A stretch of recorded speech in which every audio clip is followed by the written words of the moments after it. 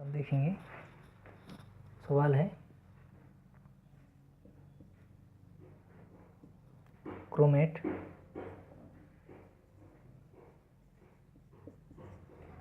और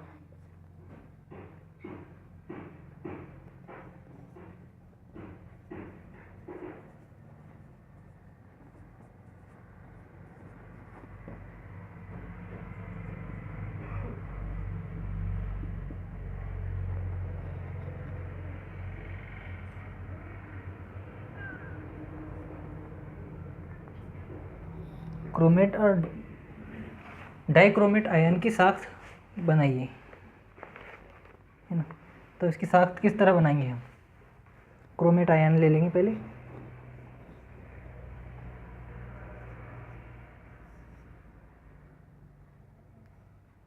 इसको एक ऑक्सीजन से जोड़ेंगे, इसमें ऑक्सीजन है,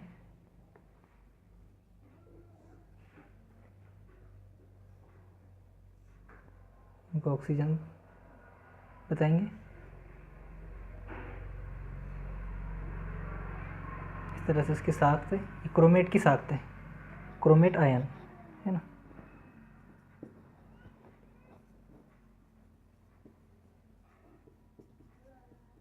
क्रोमेट आयन की साख्त CrO4, ये टेट्राहेड्रल होते हैं, है ना। तो इसमें हम ये क्रोमेट आयन हमने बनाया उसकी साख्त, और डाइक्रोमेट आयन की साख्त हम बनाएंगे इसमें, है ना।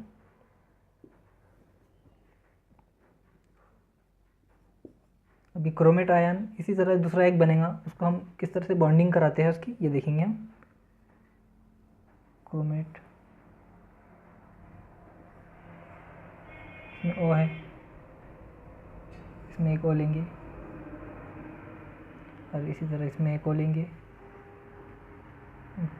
ये जो O है इससे बॉन्डिंग करेगा सामने वाले O से, ये वो बॉन्डिंग करेगा और एक क्रोमेट आयन से, है ना।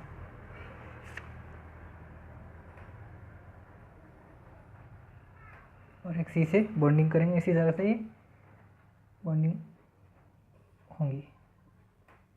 O O और ये O, ये भी CrO4, ये भी CrO4, है ना। इस तरह ये डाइक्रोमेट आयन की साख्त बनेगी, डाइक्रोमेट आयन, ठीक है,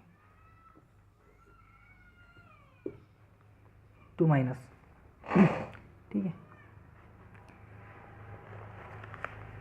तो क्रोमेट आयन की साख्त टेट्राहेड्रल होती है, जबकि डाइक्रोमेट आयन की साख्त 2 टेट्राहेड्रल यानी कि 2 टेट्राहेड्रल होती है।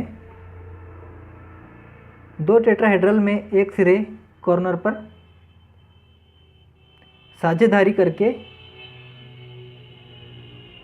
OCR जुड़ता है। OCR के दरमियान